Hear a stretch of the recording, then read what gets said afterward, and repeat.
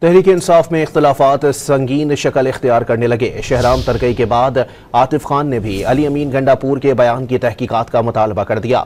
ایک بیان میں عاطف خان نے وزیر اعلیٰ خیبر پختونخوا کو صوبے کی گورننس اور امن و امان پر توجہ دینے کا مشورہ دیا۔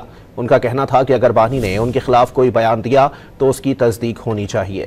تحریک انصاف میں اختلافات سنگین شکل اختیار کرنے لگے۔ شہرام ترکئی کے بعد عاطف خان نے بھی علی امین گنڈا پور کے بیان کی تحقیقات کا مطالبہ کر دیا۔ ایک بیان میں عاطف خان نے وزیر اعلیٰ خیبر پختونخوا کو صوبے کی گورننس اور امن و امان پر توجہ دینے کا مشورہ دیا۔ ان کا کہنا تھا کہ اگر بانی نے ان کے خلاف کوئی بیان دیا تو اس کی تصدیق ہونی چاہیے۔